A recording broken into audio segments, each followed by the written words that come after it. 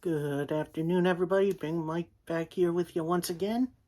And today, I'm giving my recap and review for not one, but two pretty big wrestling shows. As we got AAA's Reina de Reina's show and Impact Wrestling's No Surrender. Both has its ups and downs, but we're going to get into it. So, first, we're going to start with Reina de Reinas, because overall, it was an interesting show. A lot of nice surprises, a lot of decent wrestling. Although I think the weather affected it because it was raining throughout the night, and that kind of I'll get into it. So, first match of the night. It is a 5-way match for the number one contendership to the women's title, which is currently held by Purrazzo. We'll get to her in a little bit. Known competitors at the time were Lady Shani, Flammer, Maravella, I believe her name is, and Kira. I hope I am not butchering these names. I do apologize. But prior to the match, the last competitor was introduced after Rey Fenix announced he was not going to be able to compete in the later tag match with his brother Penta. So that match had to be changed. And Penta and Rey introduced Taya Valkyrie, who is making her big now in-ring return, because I believe at the last Triple Mania Reyes, she had a video confirming she was going after that championship in Purrazzo. Will that turn up? I do not know. I thought this was a pretty decent match. A lot of over-the-top flying stuff in which, Shani, Moravela, and Kenya dove over the top rope onto one another, which led to Taya Valkyrie pinning Flammer, I believe, to get the number one contendership. So, in either future in AAA, or maybe we'll see them in Impact, we're going to have Taya Valkyrie versus Purrazzo for that title, which I'm pretty excited for. Match was pretty decent. Rain didn't really affect it that much, so give it a slight turn. Not quite up, but kind of here. It wasn't bad, but it also wasn't that great. Next up. Actually, post-match, we saw the Los Vipers in full, coming out as a unit, basically declaring, oh, we're going to win everything tonight. And that brought out Psycho Clown. No, not Psycho Clown. It was Pagano, who, tried to take everyone 6-on-1, but that didn't go so well. And this leads to something a little bit later in the night. So, we'll see about that. Next up, in a trios match, meaning 3-on-3, we have members of Los Vipers. We have Brosa Negro Jr. No, I'm not saying the N-word. Litigano? Is that what? Huh. Is that right? Yeah, that looks right. And Psychosis, who I have recently learned that isn't the original Psychosis from WCW, but it's a new guy under the mask. So they kind of passed down the gimmick, the mask, which honestly I think is pretty cool. And they took on Mirvesa Jr., who is another one of those. I forget whose mask he was under for a little bit.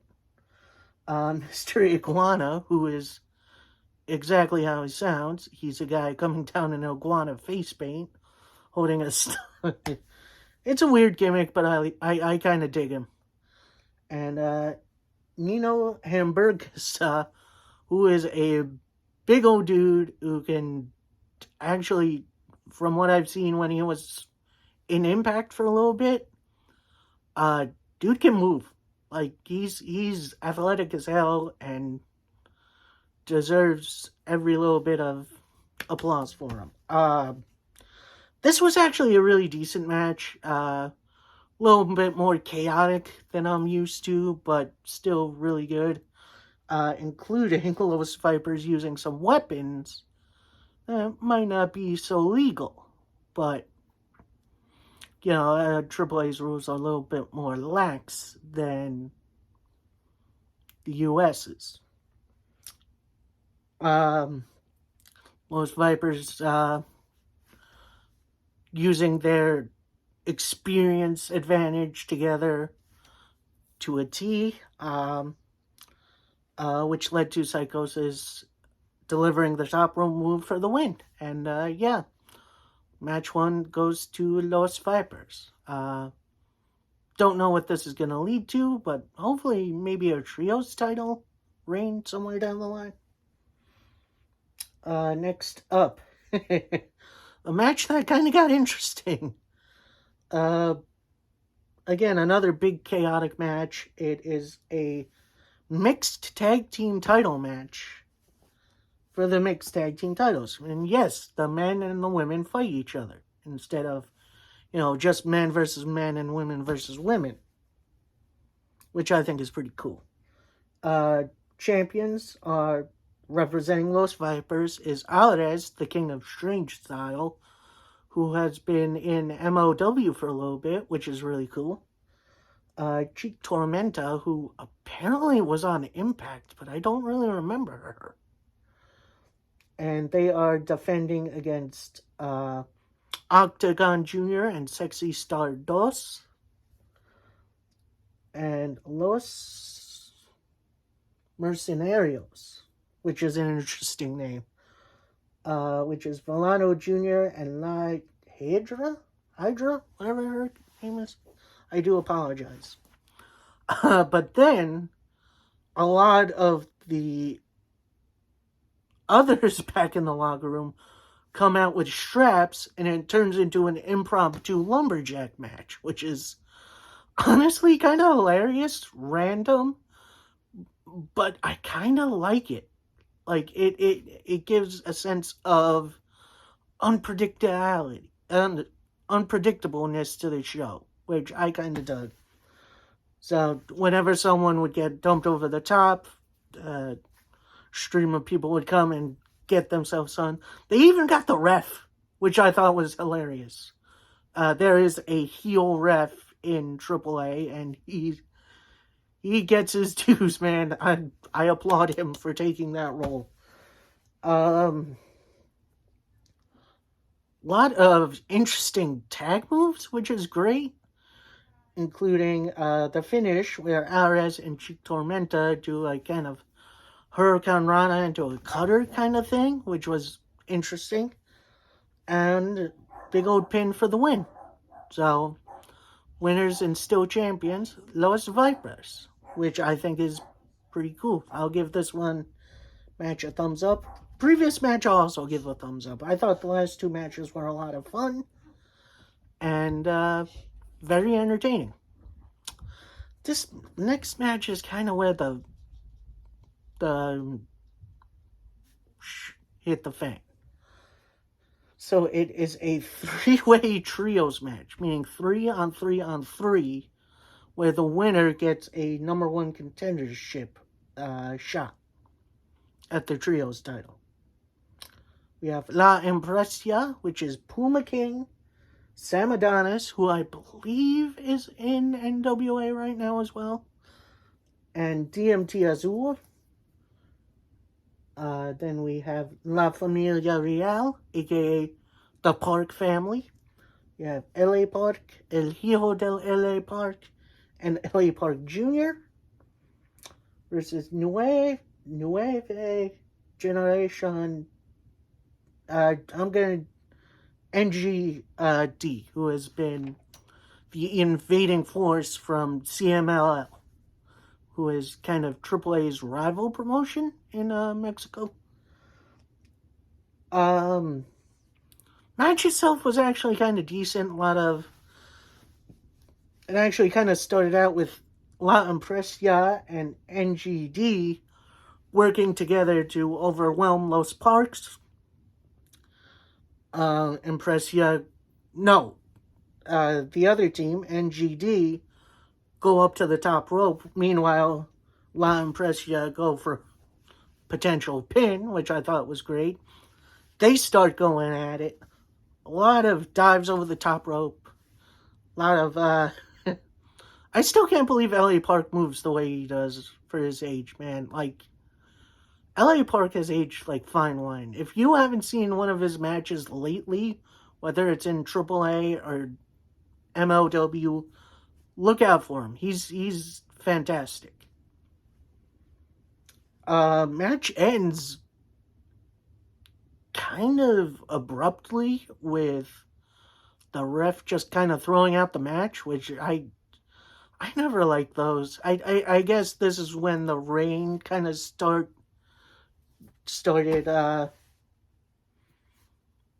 coming down. Really started to heat up a little bit, and it affected the show a little bit. Like I said, match itself wasn't bad, but the finish left a weird taste in my mouth. And then the Park family pretty much sat in the ring saying, "Oh, we clearly won this match, yada yada yada." So, yeah, we'll see what happens there. Hopefully there's a rematch down the line where there's an actual finish. Match itself was fine. Finish, big thumbs down. Alright, next up is the 5-man Reyes match, which means you win this match, you get kind of a trophy sword, which is kind of hilarious, but I guess it has the sword itself has some sentimental value or something. I don't know. Last few winners have been Laredo Kid. No, the winner the last time this thing was on the line was Laredo Kid. So I guess he's kind of defending it. Other members in this match, you have Psycho Clown, Cybernetico, who just made his big return, Laredo Kid, Bandito, who just got over a case of COVID, and this is his first... Actually, it's not his first match. He did some stuff in Terminus and other places. So this is kind of his big return. I also forget, in one of the earlier Trio Elements matches, Willie Mack was booked, but then he's going to show up elsewhere. Trust me. I got it.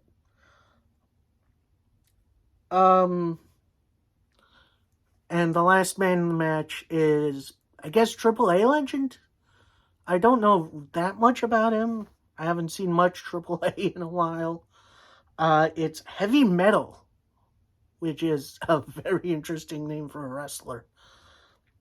A lot of high-speed action in this one. A lot of interesting spots. It wasn't the most coherent of matches, but it was okay.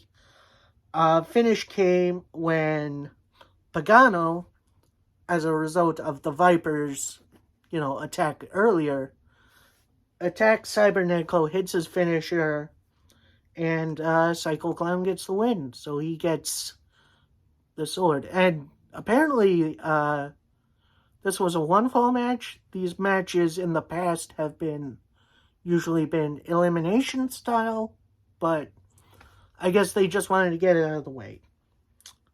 It was a bit of a chaotic mess, but it kind of came out okay. Like, it wasn't the best match, but it wasn't overall the worst, so I'm going to give it,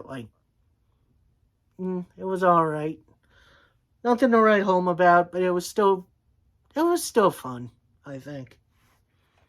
Next up, in a match that was supposed to be a tag match between Pentagon Jr., Ray Phoenix, Dralistico, and Dragon Lee, then turned into a singles match due to the Rey Fenix announcement that was made earlier. So instead, we have Pentagon Jr. versus Jalistico. Now, Jalistico, if you don't know who this is, he is Dragon Lee and I believe Rush's as well, real life brother. And he took up the Mystico name for a little while the original one was Sin Cara in WWE. And now I believe the original Mystico is back, I think. Yeah, Sin Cara hasn't been around for a while. And I think they replaced him too, actually. And, yeah, this match was pretty much, classic Pentagon Jr. match. I believe at one point Dragon Lee tried to interfere, but that kind of backfired. And, Penta hit his finish. 1, 2, 3. Winner. Afterwards, Dragon Lee did get in the ring, and he and Dralistico, beat up Pentagon while Rey Fenix was on the ramp being held back by the doctors. Because he's, if you know, he got hurt on a chokeslam by Luchasaurus through a table. And his arm, I'm surprised his arm didn't break. I thought that was going to be a broken arm. Like, Jesus. So, I do think once Rey Fenix is all healed up, we're going to see this match, this tag match, in full. Oh, and then post-match, Dragon Lee and Jalistico called out FTR, the tag champs. So, I think that match is going to be inevitable. So, that's going to be fun. And last match on the card, we have the AAA Mega Championship on the line as El Hijo del Vikingo takes on Johnny Mundo. I am not going to call him Johnny Superstar. That is a weird name to give a guy like this. Mundo looks a little out of practice. Like, he started out a little slow. It started to pick up eventually. Johnny kicked out of a 450 from Vikingo, which was very impressive. And then Vikingo hit a reverse 540 for the pin and the win. And, that's how it goes off. Winner and still champion, El Hijo del Vikingo. Match itself wasn't bad, but it also wasn't that great. Like, it definitely feels like Mundo could use a little bit more practice and a couple more matches under his belt before he really, gets going again. Although I did enjoy the story being told of Mundo trying to get back what was his. He held a lot of titles under AAA for a while.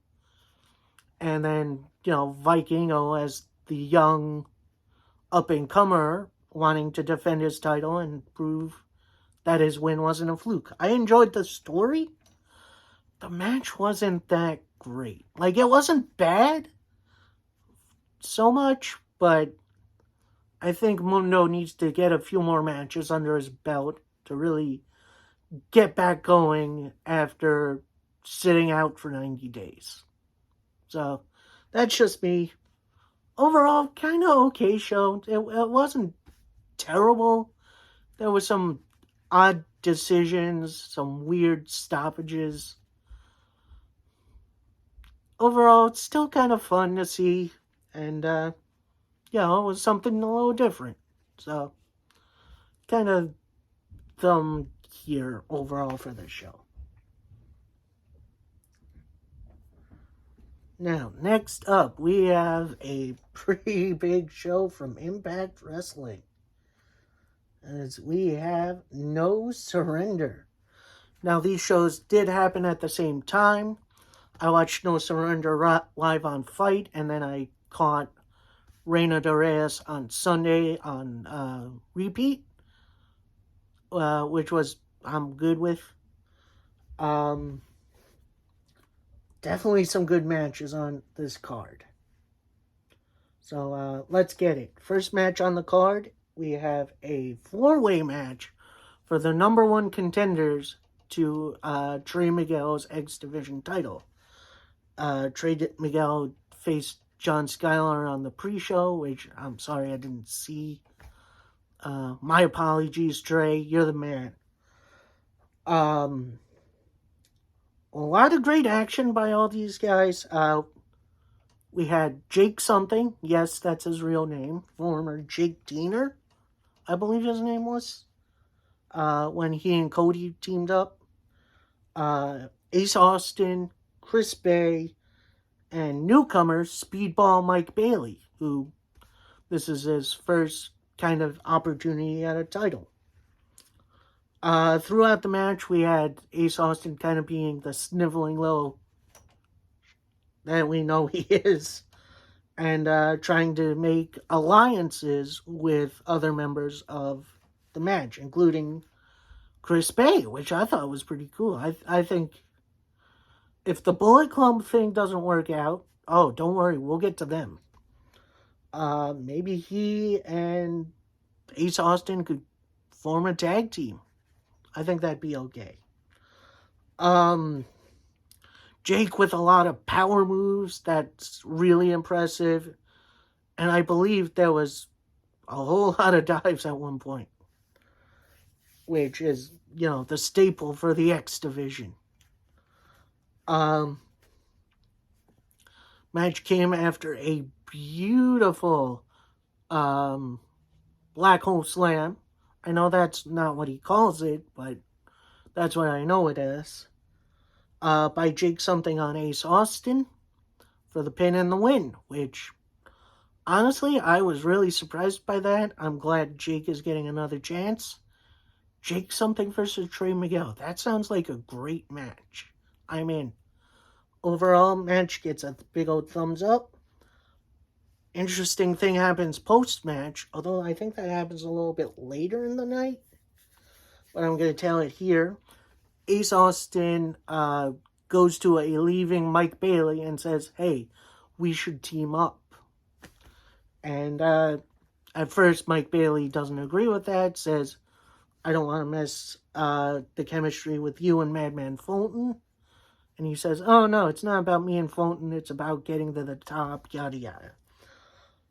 And Ace Austin, Mike Bailey, kind of odd couple tag team sounds interesting. I do hope they do something interesting with Mike Bailey in the future, because right now he kind of feels like a third wheel. So hopefully they do something interesting with him. Next up, a big man battle as we have Jonah from New Japan. Well, Jonah, dude's been working everywhere at this point. And he's taking on Decay's Black Taurus from AAA. And boy, oh boy, these two went at it. This was a very surprisingly high-paced match, even for the two big men. Which inevitably was won by Jonah. Which, hey, great shout. I do hope Jonah gets a shot at something in the near future. He's too good to just be, a guy on the roster. So, overall, thumbs up. Not a very long match, but a entertaining match. Let's say that. Next up, a match I didn't even know I wanted, but I am so glad I got. Bullet Club leader, we'll get to that. Jay White taking on Eric Young, the leader of Violent by Design. In which, boy, this one was a banger. They went all out against each other. Eric Young countering Switchblade's finisher. Same thing on the other side. Until Jay White hits his finish on EY for the win. Like, these two guys had some great chemistry. This is a match, even if you don't watch Impact, go look for this match. This match was awesome. Big ups to both guys, and yeah, it's been great. Next up is the singles match for either the ROH Women's title or the AAA Women's title, as Deonna Purrazzo has her open challenge, and out comes someone really unexpected, a woman who I don't think was on anyone's mind, Miranda Alizé. If you don't know her, she was the other half of the finals of the ROH Women's Tournament. She lost to Roxy, the eventual champion. I'm going to say this was an underrated match. I thought they both worked really well together. Not much of a high-flying arsenal out of Alizé, which I'm a little surprised by. But end of the match came when Purrazzo countered Alizé's finisher and put her own submission finisher on her for the win. Again, another kind of short and sweet match, but I'm glad it went down the way it did. And hopefully Purrazzo gets a shot at the Impact Knockouts title again, becoming the champ. Which, wouldn't that be something else? Speaking of title matches, we have the Digital Media Championship on the line, as Matt Cardona defends against former champion Jordynne Grace. This match started out really good. I thought they had some real chemistry together. And then they introduced a chair in which Cardona was going to go for a dive. No, Jordynne Grace was going to go for the dive. And then Cardona kind of held it in front of him, and Grace drop-kicked it into his face. And that signaled the DQ. So, winner and still Digital Media Champion, Cardona. Match itself wasn't bad, but that finish definitely left a bad taste in my mouth.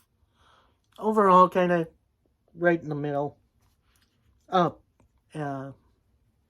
Nothing really to scream home to, but I do feel like we're going to get another match out of these two down the line somewhere.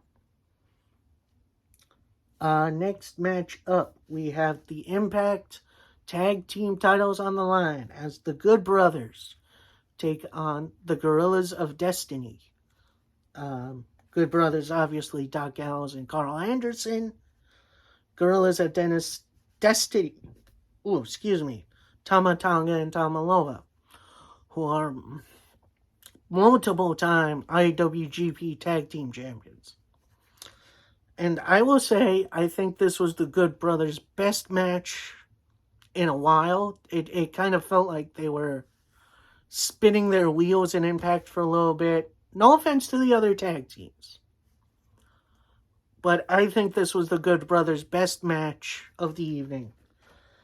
A bit of a weird finish, though.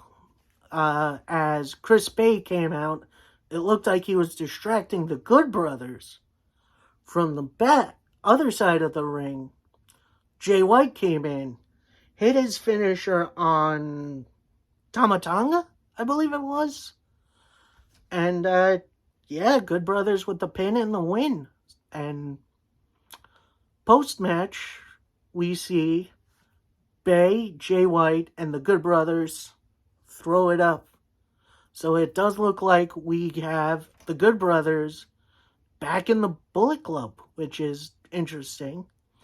Not only that, we have the Gorillas of Destiny seemingly kicked out of the Bullet Club, which I am very surprised by. They have been a force for the Bullet Club for a while now, and I'm interested to see how this plays out. And I am very surprised that this is playing out on Impact. That says a lot about the New Japan Impact Wrestling relationship. Like, this is big. So, overall, match, really good. post-match, again, sets up some good stuff in the near future. I can't wait.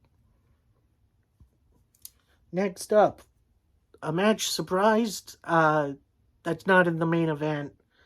It's Moose defending his Impact Wrestling World title against W. Morrissey, the former Big Cass.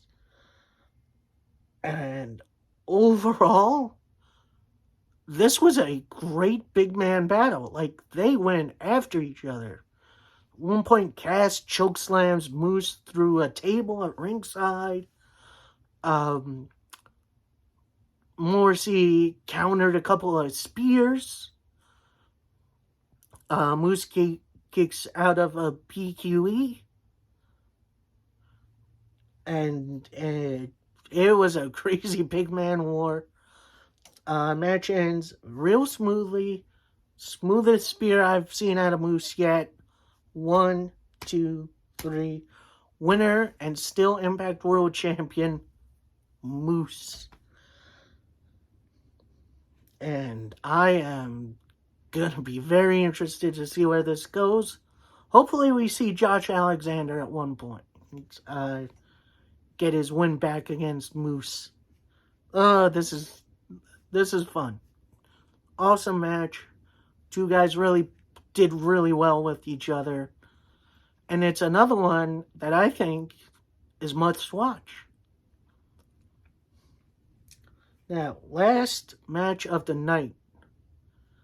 It is Team Honor No More, which is Matt Taven, Mike Bennett, the OGK, PCO, Vincent, and Kenny King, taking on Team Impact, which is Chris Sabin, Rhino, Rich Swann, Steve Macklin, and it was supposed to be Eddie Edwards, but he got taken out earlier in the evening by some unknown assailant, and so he is then replaced by Willie Mack, which is why he wasn't in AAA. This match was so much chaos all the time. You had Willie Mack and Rich Swann take a, diving rolling move from the top from PCO, which scared the hell out of me. Like, I am surprised PCO can still do the things he does. Well done, my man. And then Vincent hitting his another diving move to those two. Looks like Honor No More is going to get the... No, it looks like Team Impact is about to get the win as Rhino is in the corner, ready for the gore. Out comes Eddie Edwards, Kenny, who starts swinging at the Impact guys. Which is like, that's an ultimate betrayal right there. I did see that coming because Eddie has, I'd say, a little more history with Ring of Honor. Even though he's a multiple-time Impact World Champion and Tag Champion, too. Overall, and, yeah, Honor No More get to stick around, which I am all for. And hopefully that means we get to see some more ROH guys in Impact. Like Shane Taylor and his crew, maybe Dak Draper and Dalton Castle could come around. So many other people who I would like to see mingling with the rest of the Impact roster. Overall, very fun show. One finish that kind of left a bad taste in my mouth, but overall, I had a really good time. Give the show a thumbs up. And I will say, if at this point, if you're not watching Impact Wrestling, what the heck are you doing? Give them a shot. They are doing a lot of really good things. Now, for a little bit of a no duh. Well, maybe not no duh. I think it's more of an announcement. As you know, I have not been watching much WWE these days. Only thing I really watched recently was the Royal Rumble, and if you haven't seen my reaction to that, you go look for it. I lose my dang mind. Anyway, I was thinking maybe I'd skip WrestleMania this year, but I'm going to leave that up to you guys. I am going to